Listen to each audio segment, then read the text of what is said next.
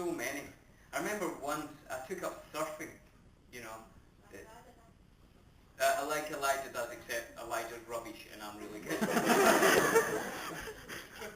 And one day I wasn't working, and virtually everybody else was for some reason, and they were working on top of a mountain not far from Wellington.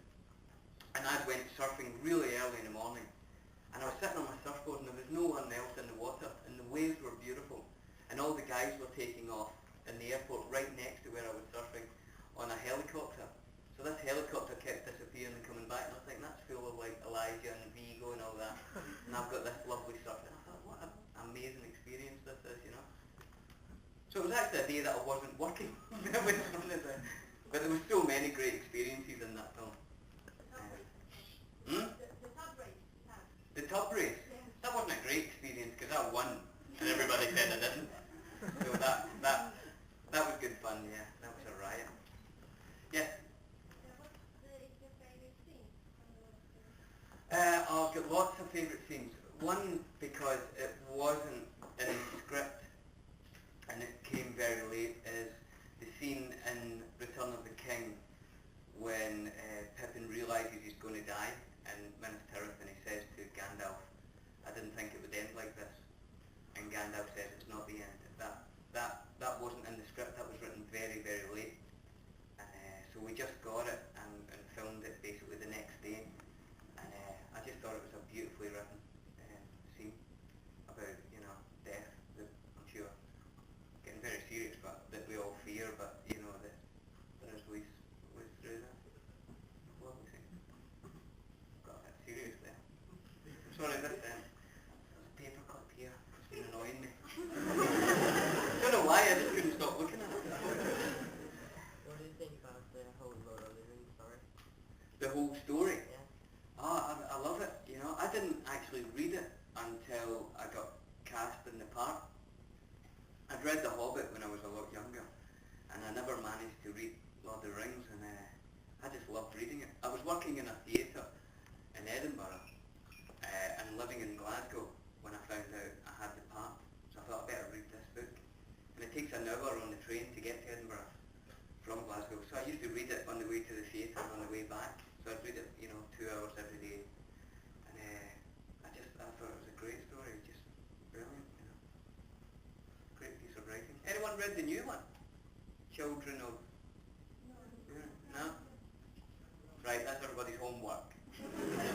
We'll meet back here in 2 weeks when everybody have read it and written 3 pages of A4. Thank you. And... anyone want to do it? Yeah? What's the most embarrassing thing you've ever done? I was in a mall once, and you know escalators? I was going up that, and I had a pair of long trousers on. You know when you get to the top of an escalator, it can get caught, and it ripped the trousers right off. Taking my underwear, shirt, and hat with it. I was left there in nothing but a pair of nipple clamps. Incredibly embarrassing. But that was just a dream. Real life. I don't know. Embarrassing things happen all the time. This is quite embarrassing, to be honest. Yeah? Which one was the hardest part to play in the Lord of the Rings? The hardest kind of scene? Or, yeah. This is really funny actually, because just when we finished filming, in fact we hadn't even finished everything, I was at a party in London and I met the guy who played Pippin in the radio show. And you know the radio, the BBC radio, that did a great version of Lord of the Rings. And we were talking about this exact thing. And the hardest scene for both of us was the same scene. And like for no reason, the hardest scene for me was when Pippin swears allegiance to Gondor, to Denethor. But the reason I found it really difficult was there was a lot of technical, a lot of blue screens and green screens, because Gandalf was there and Denethor was there, but obviously I'm supposed to be, you know, 3'7". So So I had to kind of like, I was like a stage like this with nothing in it. And I had to like pretend that I was talking to Gandalf and then talk to Denethor. I found it really difficult. And for some reason this actor who did it in the radio found exactly the same scene difficult. But for completely different reasons, because obviously he didn't have green screens. So it must just be a difficult scene, but we didn't know why, you know. So that was the most, sorry, that was a long story, but quite a simple answer. Sorry. Yes? Are you still friends with the other hobbies? Two of them, yes. One, not so much. Let's just say one of them hasn't done my washing this week. And he promised he would. No, we're all still really close. I was over in Los Angeles for about a month earlier this year, and so I caught up with all of them over there. And now they're all great friends still. Yeah, good people. Yes. Yes.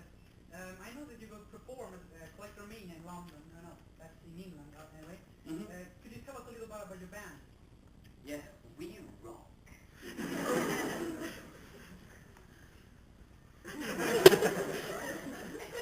Yeah, I have a band now called Bee Cake, which actually the name comes from Don Monahan. Actually, he was on holiday in Spain, and he kept sending me photos on the internet of where he was. You know, this is me with a donkey on the beach. And this is me, drunk on the street. And he sent one picture, and it was a cake, and it was completely covered in bees. And he took the picture in a bakery, in a shop, and he said people would come in and buy a piece of this cake, and they would just wipe the bees off and give him it. And in the picture, he'd made it Bee Cake, and I really like the sound of the word. So that's where the band gets its name from, Bee Cake. And if you want to hear the band, go to www. Which is World Wide Web, myspace.com/Bee Cake Band. Not backslash, forward slash. Bee Cake Band. And listen to us. We rock. Or come and see us. We're playing next week in England. Hello. Hello. Would you like to sing the song Home is Behind for us? No. Because she will cry then. Yeah, she'll cry? Yeah, Well, she will that's cry. sick. Why would you want your friend to cry? Because she thinks it's nice. I think it's a shame. I mean, I wouldn't want you to sing it if she was going to cry. I would try to stop her from crying. Prevent it. So, no, I'm not going to sing that. But thanks for asking. Yep. What did inspire you to start acting? When I was in primary school, do you have primary, before you're 12, 13?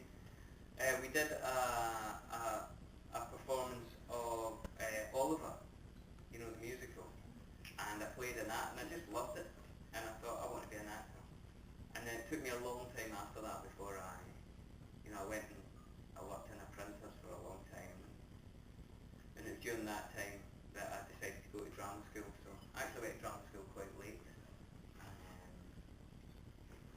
and then so that's probably what inspired me doing that as a kid. So I think it's a good idea for young people to do drama. Because even if you don't become an actor or want to be an actor, it's just a fun thing to do. Good for confidence and stuff like that. Yes. If you got to work, if you had a wish to work with another famous person, actor, who would that be and why? Probably Robert De Niro, just from growing up watching his movies and just, thinking he's